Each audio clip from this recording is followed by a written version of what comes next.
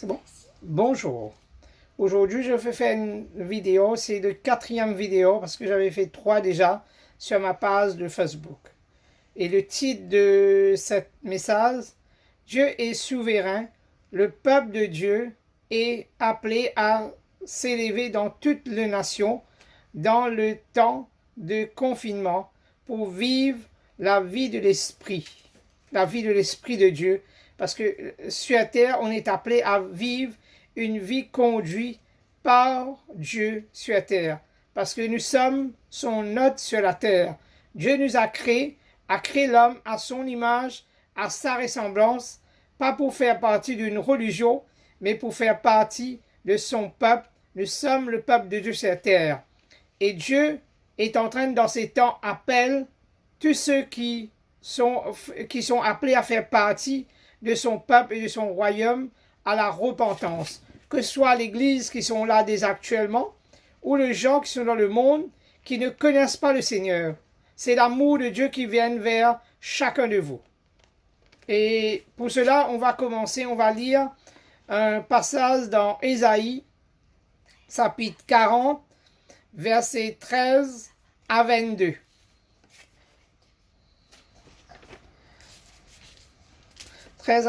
Ok? Qui a sondé l'esprit de l'Éternel et qui l'a éclairé de ses conseils? Avec qui a-t-il délibéré pour en recevoir de l'instruction? Qui lui a appris le sentier de la justice?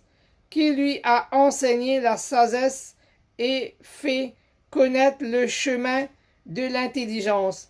Voici les nations sont comme une goutte d'eau, et elles sont comme de la poussière sur une balance. Voici les îles sont comme une fine poussière qui s'envole. Nous voyons même, la Bible nous parle même les îles. Et aujourd'hui, nous sommes dans les îles. Comme l'île de la Réunion, l'île Maurice, et toutes ces îles alentours, les Seychelles, toutes ces îles qui nous entourent. Et Dieu adresse aux nations, aux peuples de différents pays dans le monde entier. Mais en même temps, Dieu n'oublie pas les gens des îles. Nous voyons que nous sommes concernés, que Dieu est concerné par nous.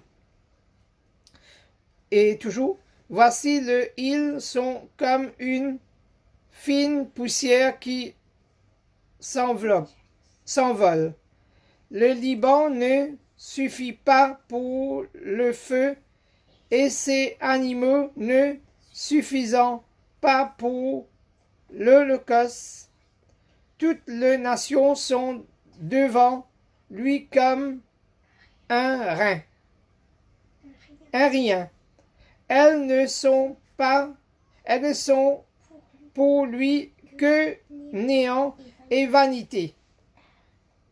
À qui voulez-vous comparer Dieu et quelle image ferez-vous en son égal? Nous voyons que le Seigneur nous parle que ici, comment Dieu est intelligent, Dieu est sage, Dieu est le constructeur du monde entier.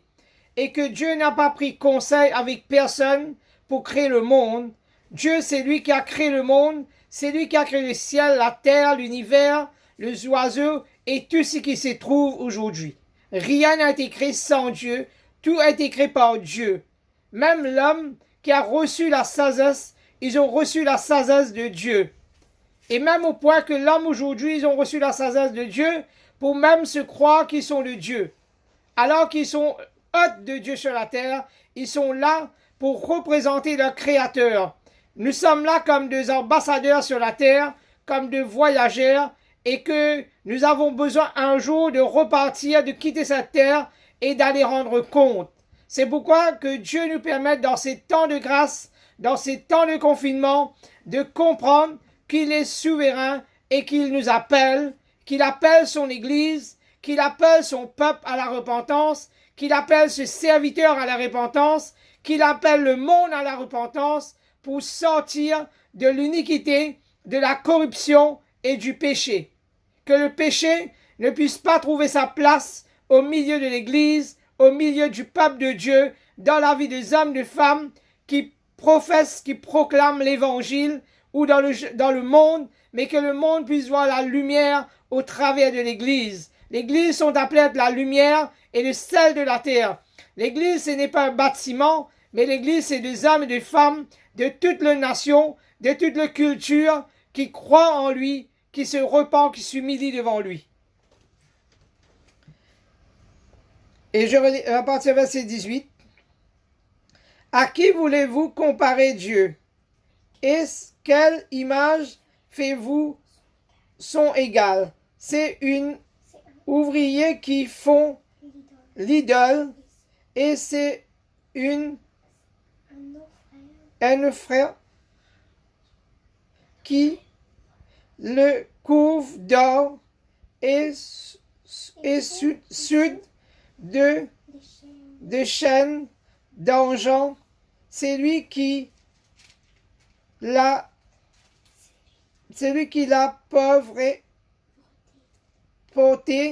oblige à donner peu, choisit un bois qui réside à la volupté.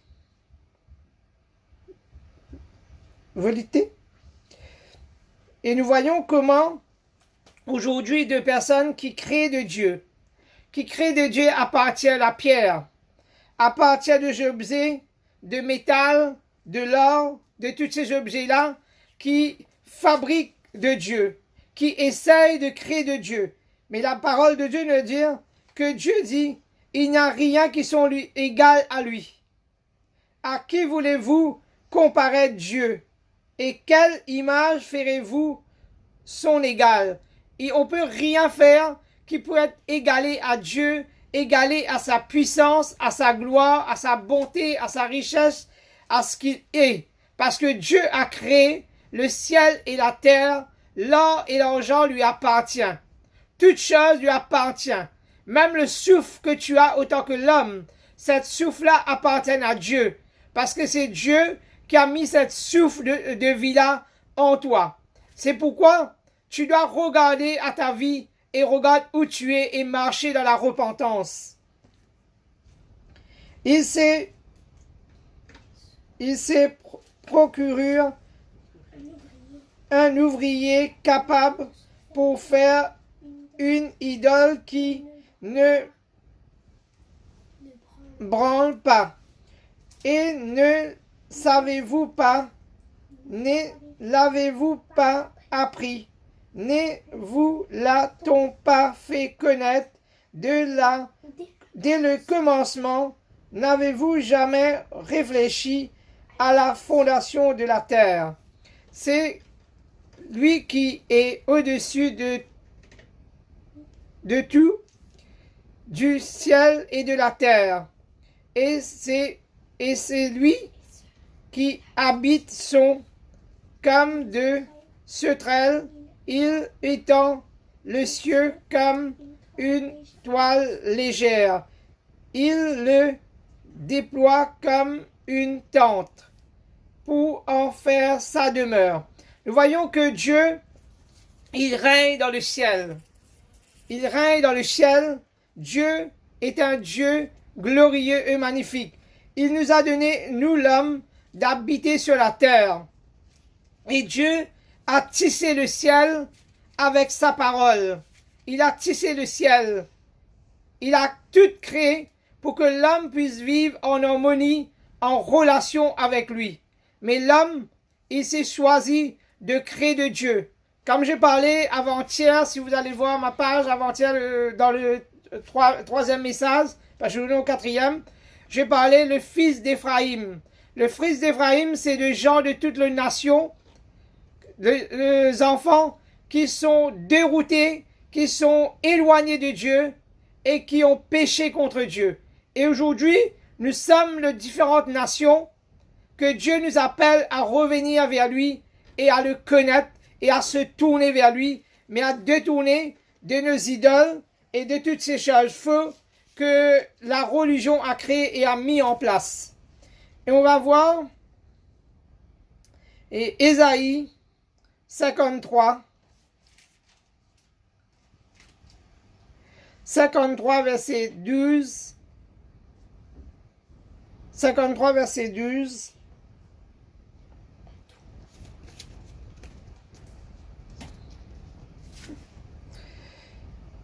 et on lit à partir verset 53 verset 12, ok? Et on va lire à partir verset 1er. Qui a cru à ce qui nous a été annoncé? Qui a reconnu le bras de l'Éternel? Verset 1er. Et il se lève devant lui comme une faible plante, comme un rejeton qui sort d'une terre desséchée. Il n'a ni beauté ni éclat pour attirer nos regards, et son aspect n'était rien pour nous plaire. Et cela ici nous parle de Jésus-Christ. De Jésus-Christ que Dieu a envoyé, l'agneau de Dieu, pour ôter le péché du monde. Comment son aspect n'avait rien pour plaire à l'homme. Parce que l'homme, pour recevoir de foi une personne, il faut qu'il voit cette personne-là vivre d'un statut, vienne avec une belle voiture de notre époque, viennent avec de costumes, viennent avec de ornements, d'or, et là que ces personnes-là, ils vont dire, oui, cette personne-là, ouais, c'est top. Ces personnes-là, on peut l'écouter. Mais quand une personne vient dans la simplicité et que l'homme est facile de le mépriser. Et de la même manière, la Bible dit nous que Jésus est né dans une étable. Jésus est venu comme quelqu'un de simple. Il était le roi du roi. Il était le Seigneur du Seigneur. Il était là dans la présence du Père. Il réjouissait dans le globe du Père avec le Père quand le Père a créé le monde, quand le Père a fondé le monde et a créé toutes choses. Il était là, il était présent. Mais ce même Jésus-là s'est humilié et venu sur la terre. Nous relisons le premier verset de nous. Qui a cru à ce qui nous était annoncé? Qui a reconnu le bras de l'Éternel? Qui a cru à ce que nous avons été annoncés? Qui a reconnu le bras de l'Éternel, le bras de Dieu au travers de Jésus-Christ? Parce que Jésus, c'est le bras de Dieu sur terre quand il est venu. Et s'il s'est levé devant lui comme une faible plante, comme un rejeton qui sort d'une terre desséchée, il n'avait ni beauté ni éclat pour attirer nos regards, et son aspect n'était rien pour nous plaire. Nous voyons que l'homme, en Jésus, ils l'ont méprisé parce que pour eux c'était trop simple. L'homme voulait seulement faire du sacrifice. L'homme pouvait être sauvé par les œuvres. Mais il n'avait pas compris que pour être sauvé, c'est pas les œuvres. C'est pas le sacrifice que tu peux faire. Mais pour être sauvé, il faut que tu aies la foi en Jésus, la foi dans l'agneau de Dieu, la foi dans ce que Jésus est venu faire, accomplir en donnant sa vie pour te sauver, pour te délivrer. Méprisé et abandonné, deux hommes de douleur et habitués à la souffrance, semblables à celui donc, on détourne le visage. Nous l'avons dédaigné, nous l'avons fait de lui aucun cas. Nous voyons comment, homme de douleur, habitué à la souffrance, que les hommes se détournent de lui. Parce que les gens ont crassé sur Jésus. Les gens se sont détournés de Jésus. Ils l'ont frappé. Ils l'ont mis à mort. Parce qu'ils n'ont pas compris que c'était le moyen pour eux d'être sauvés. Mais Dieu a envoyé cependant Jésus sur la terre pour passer par ce chemin de la souffrance, de la misère, pour payer le prix, pour qu'aujourd'hui nous n'aurons pas besoin de rester dans l'ignorance, rester dans l'aveuglement, rester prisonnier de l'idolâtrie, de la sorcellerie, de la religion. Aucun homme n'est appelé à rester captif de la religion, parce que la religion ne sauve aucun homme, quelle que soit la religion. D'ailleurs, aujourd'hui, la franc-maçonnerie est en train de prendre place dans toutes les religions. Dans toutes les religions, la franc-maçonnerie est en train de prendre place. Il est en train de s'installer. Et vous serez surpris demain de voir que votre religion est contrôlée par la franc-maçonnerie alors que vous croyez que vous êtes contrôlé par des hommes religieux. Mais c'est faux. Parce que la franc-maçonnerie prend la place, que ce soit dans les aïlamans, dans le milieu catholique, partout, la franc-maçonnerie est en train de prendre la place aujourd'hui. Quand on parle de jésuites, c'est la franc-maçonnerie. Et la franc-maçonnerie prend la place même dans les administrations, dans tout le domaine de l'État. Parce qu'ils sont appelés à monter en force de plus en plus pour contrôler le monde, pour diriger le monde. Et les gens qui n'ont pas la lumière de l'Évangile, qui ne connaissent pas la vérité, ils se laisseront aveugler et gagner par ces systèmes-là et ils seront pris dans le piège de l'ennemi, dans le piège du péché de la chair et ils vont croire que tout va bien alors que tout va mal et tout va encore plus pire parce que l'homme sera pris. Et c'est le plan du diable. C'est le plan du diable de séduire le monde, de garder le monde captif. Mais Jésus, l'homme qui n'avait pas d'aspect, de qui on a détourné le visage, de celui qui a crassé dessus. Mais cet homme, la paix vient par lui. La paix est en Jésus. La paix, c'est quand tu crois dans Jésus, quand tu acceptes Jésus comme ton Seigneur et ton Sauveur. N'aie pas peur de quitter ta religion pour suivre Jésus, parce que tu ne quittes pas une religion, mais tu suis Jésus seulement. Tu suis la parole de Dieu, tu obéis à la parole de Dieu. Tu seulement, en d'autres mots, c'est change ta manière de voir, ta manière de penser, ton croyance, en se tournant vers Jésus et de venir dans la vérité. Si tu ne viens pas à la vérité, c'est toi qui seras perdant. Cependant, c'est son nœud, verset 4. Cependant, c'est son nœud souffrance qu'il a porté. C'est de nœud douleur qu'il s'est chargé. Et nous l'avons considéré comme puni, et frappé et humilié de Dieu. Nous voyons que ce sont nos souffrances, nos douleurs, notre punition qu'il a porté sur lui. Lui, le Fils de Dieu, l'agneau de Dieu, sans tache, ni ride, ni rien de semblable. Aujourd'hui, c'est lui l'agneau qui est examiné devant Dieu pour que tu puisses être pardonné de tes péchés. C'est lui l'agneau qui est examiné pour que tu sois sauvé. Toi, tu n'as qu'à te repentir et reconnaître son sacrifice et accepter son sacrifice pour être sauvé, pour être guéri, pour être délivré, pour être pardonné. Mais lui, il a payé le prix pour toi pour que tu sois là dans sa présence aujourd'hui. Il est frappé et humilié. Mais Dieu a permis cela pour que toi et moi, on puisse entrer dans le royaume de Dieu. La porte, c'est Jésus et la porte. La porte n'est pas une religion, la porte n'est pas une culture, mais la porte, c'est Jésus-Christ qui est la porte. Il est le bon berger. Mais il était blessé pour nos péchés, brisé pour nos iniquités. Le châtiment qui nous donne la paix est tombé sur lui, et c'est par ses maîtressures que nous sommes guéris. Et par ses maîtressures que nous sommes guéris. Nous voyons comment la Bible nous parle, verset 5, mais il était blessé pour nos péchés, blessé pour notre péché, brisé pour notre iniquité. Il a été brisé pour notre iniquité. Le châtiment qui nous donne la paix est tombé sur lui. Aujourd'hui, si tu peux avoir la paix, il est le prince de la paix.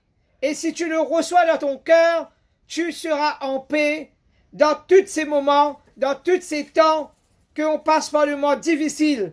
Tu peux mourir demain et aller en paix parce que ton cœur est dans la paix, parce que tu as reçu Jésus comme ton Seigneur et ton Sauveur, et tu as marché dans la droiture et dans la vérité. Et que ceux qui croient dans l'Évangile, qui n'ont pas gardé leur iniquité et resté dans l'iniquité. Verset 6. Nous étions tous comme de brebis errants, chacun suivait sa propre voie, et l'Éternel a fait tomber sur lui l'iniquité de vous tous. Et il a été maltraité et opprimé, et il n'a point ouvert la bouche. semblable à un agneau qu'on mène à la bousserie. Nous voyons que Jésus a accepté cette humilité pour toi. Jésus a accepté d'être brisé pour toi. Jésus a accepté d'être rejeté pour toi. Jésus a accepté la souffrance pour toi. Jésus a accepté l'ignominie pour toi. Jésus a accepté tout pour que toi, aujourd'hui, tu ne sois pas esclave du péché, que tu ne sois pas esclave de l'idolâtrie, que tu ne sois pas esclave de la sorcellerie, que tu ne sois pas esclave de la magie, que tu ne sois pas esclave de l'occultisme, que tu ne sois pas esclave de la maladie, parce que Jésus a tout accompli pour toi. Si tu crois dans cette bonne nouvelle est salutaire pour toi. Verset, on continue. À une brebis muette devant ceux qui la tondent, il n'a point ouvert la bouche. Nous voyons quand ils l'ont maltraité, ils l'ont cloué, ils l'ont rejeté, ils l'ont fait tout. Mais Jésus pouvait simplement dire un mot et ils sortent de là, ils sortent de la croix ou ils sortent entre leurs mains, ils se disparaissent. Mais Dieu ne fait pas la magie. Dieu ne fait pas la magie. C'est pourquoi que Jésus ne sait pas disparaître, que Jésus n'est pas sorti de la croix comme ça. Mais lui, il a accepté de payer le prix. C'est pas un Dieu qui fuit quand le problème vient. C'est pas un Dieu qui fuit quand il y a des situations. Mais c'est lui qui accepte la souffrance pour mourir, pour te sauver, pour te délivrer de tes péchés. C'est pourquoi il a fermé la bouche, il n'a rien dit. Parce qu'il était comme un agneau, pur, sans tache, sans défaut. C'est lui qui est examiné devant Dieu à ta place aujourd'hui. 8.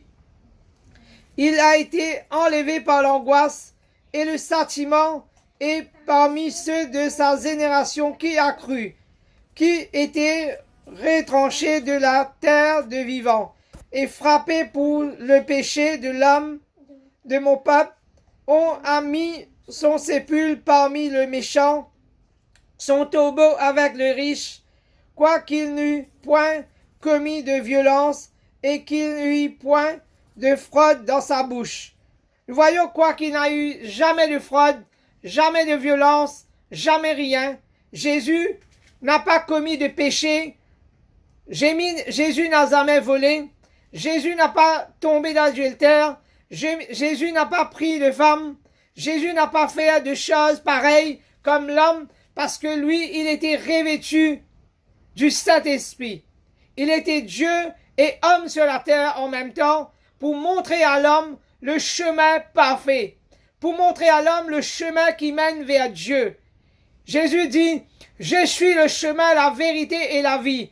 Nul ne vient au Père que par moi. Jésus a dit, je suis la lumière du monde. Celui qui croit en moi ne marchera pas dans les ténèbres, mais il aura en lui la lumière de la vie. Jésus a dit, je suis la source de vivre. Celui qui vient boire à ma source n'aura jamais faim et jamais soif. Et c'est cela, Jésus-là, que je te parle. Je te parle pas le Jésus d'une religion, d'une culture. Ça, c'est faux. Le Jésus qui est encore sur la croix, qui est resté cloué sur la croix, ça, c'est faux. Parce que Jésus n'est pas sur la croix. Jésus n'est pas resté sur la croix, mais il était sur la croix. Il est descendu de la croix. Il est enseveli, mais il est resté le troisième jour. Il est vivant. Il est assis à la droite de Dieu le Père et il règne pour toujours. C'est pourquoi je t'appelle à avoir la foi en un Dieu qui est mort et ressuscité, qui a le pouvoir de te rester, de te sauver. Verset 10. Il a plu à l'Éternel de le briser par la souffrance après l'avoir livré à sa vie en sacrifice pour le péché. Il verra une postérité et prolongera ses jours, et l'œuvre de l'Éternel prospérera entre ses mains. Nous voyons que l'œuvre de Dieu prospère entre la main de Jésus aujourd'hui, parce que Jésus est le Fils de Dieu, parce qu'il a payé le prix pour toi et moi. À cause du travail de son âme, il rassasiera ses regards par sa connaissance. Mon serviteur justifiera beaucoup d'hommes, et il s'échangera de leur iniquité. Voyons que Jésus qui justifie aujourd'hui. Tu ne peux pas te justifier aujourd'hui par tes œuvres. Comme le peuple juif, ils voulaient se justifier par leurs œuvres, par les choses qu'ils peuvent faire. Mais ils n'avaient pas la foi en Dieu. Aujourd'hui, si tu es chrétien, tu es serviteur de Dieu qui tu es, mais tu n'as pas besoin de te justifier, mais tu as besoin de t'humilier. Tu as besoin d'être dans la repentance. La Bible dit nous que c'est lui qui casse son péché. C'est lui qui dit que je n'ai pas de péché en moi. Il s'est fait menteur devant Dieu. Mais l'homme a besoin de reconnaître ses péchés. L'homme a besoin de s'humilier. L'homme a besoin de se courber, de reconnaître que Jésus a tout accompli, que Jésus a pris son iniquité et qu'il ne peut pas rester dans l'ignorance, mais que Dieu les appelle à la repentance. C'est pourquoi je lui donnerai sa part avec le gens. Il partagera le butin avec le puissant, parce qu'il se livrait lui-même à la mort, et qu'il a été mis au nombre de malfaiteurs, parce qu'il a porté le péché de beaucoup d'hommes, et il a intercédé pour le coupable. Voyons que Jésus a intercédé pour le coupable. Jésus a donné sa vie pour le pécheur.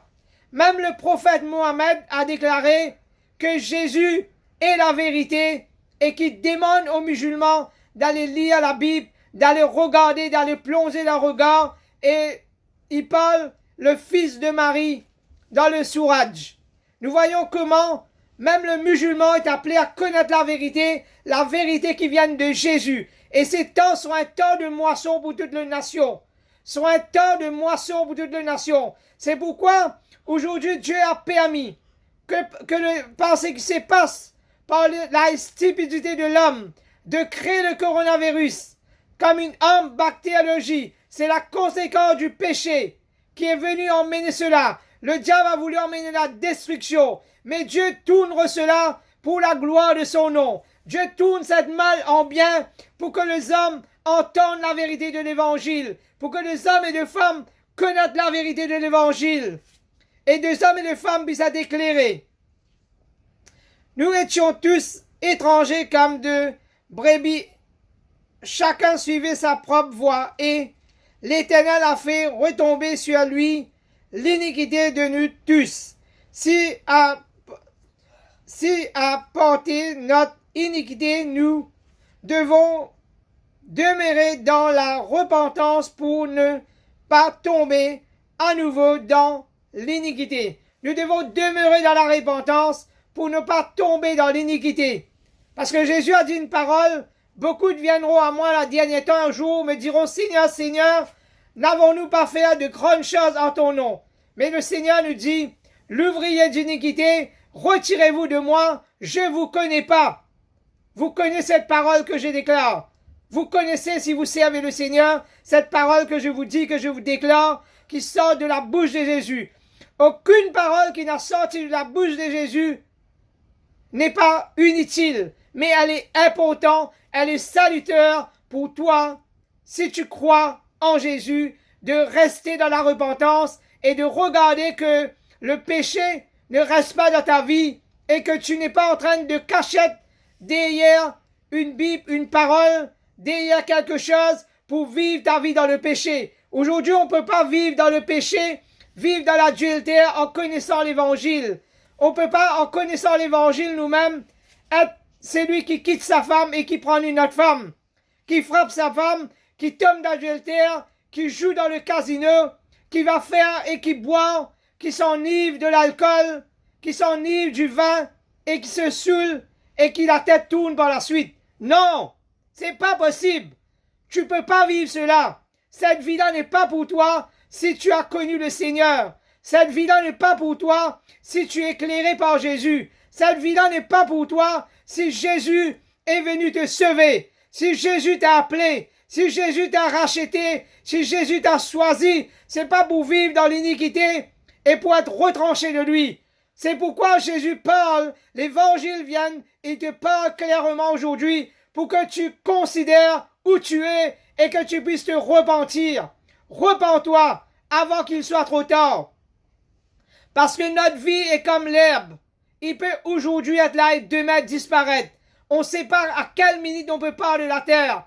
Mais si tu quittes cette terre, que tu quittes cette terre dans la haine, dans l'amertume, dans l'adultère, dans le colère, dans l'animosité, dans le querelle, dans le dispute, dans les choses que aujourd'hui ne devraient pas être dans ta vie. Quelle sera ta vie? Où tu seras demain?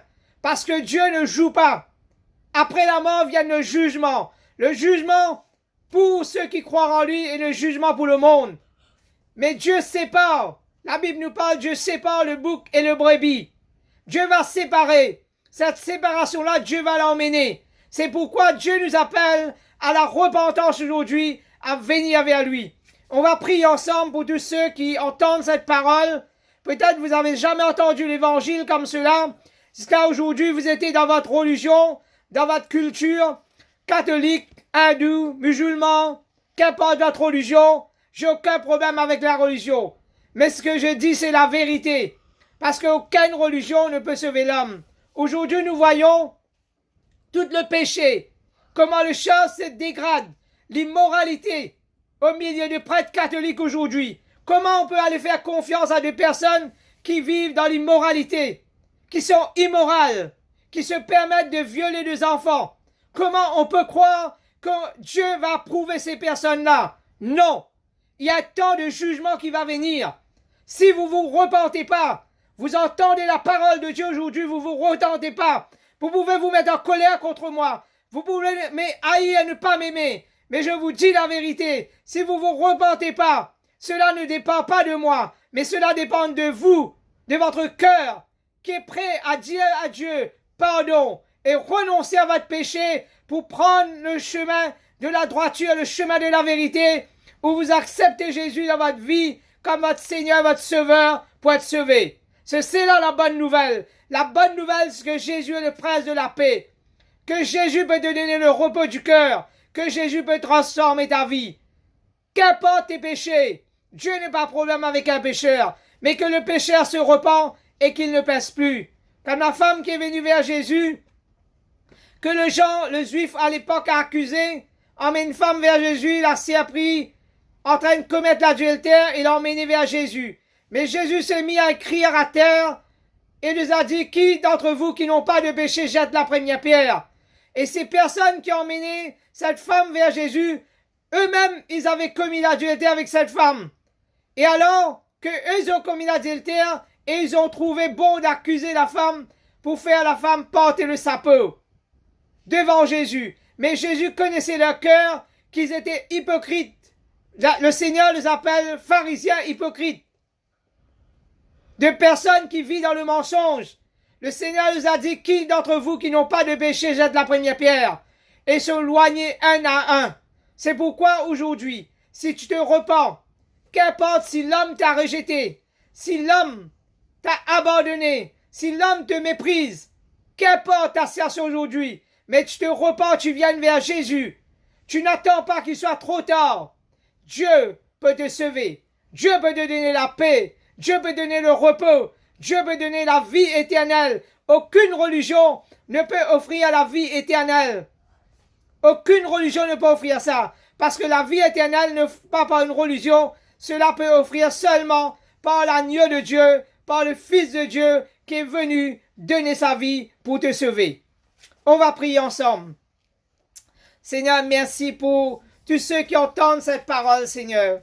Seigneur, que soit l'Église, que soit de frères et de sœurs, que soit le gens du monde. Seigneur, ceux qui entendent cette parole, que cette parole emmène dans leur cœur la conviction du péché, de jugement, que cette parole emmène dans leur cœur, Seigneur, une attitude de repentance, d'humilité devant toi, Seigneur, une attitude de brisement devant toi, Seigneur, où ils mettent leur jugement de côté, où ils mettent leur critique de côté, où ils mettent toute la honte de côté, où ils mettent l'orgueil de côté, mais qu'ils viennent vers toi dans l'humilité, dans la repentance, pour obtenir grâce et miséricorde, et obtenir ta faveur, Seigneur. Seigneur, tu accordes ta faveur à tous ceux qui se repentent. Tu accordes ta faveur à tous ceux qui s'humilient devant toi et qui viennent devant ta présence, Seigneur. Oh Dieu, merci pour le salut. de cette nation et de toutes les nations qui entendent cette parole et qui obéissent à cette parole et qui croient dans cette parole, que cette parole soit salutaire pour leur vie, parce que cette parole, c'est ta parole, c'est toi, Seigneur Jésus. Nous te présentons comme le Messie, comme l'agneau de Dieu, comme le sauveur du monde, parce que c'est que tu es, Seigneur. C'est ce que tu es, Jésus. Il n'y a personne comme toi. Tu es le seul Dieu. Tu es le vrai Dieu. Tu es l'unique Dieu. Seigneur, merci. Merci, Jésus. À toi la gloire. Que Dieu vous bénisse. J'entends cette parole. Si vous voulez me contacter, je vous laisse mon numéro 06 92 51 25 96. Jésus vous aime et c'est l'amour de Dieu qui vient vers vous.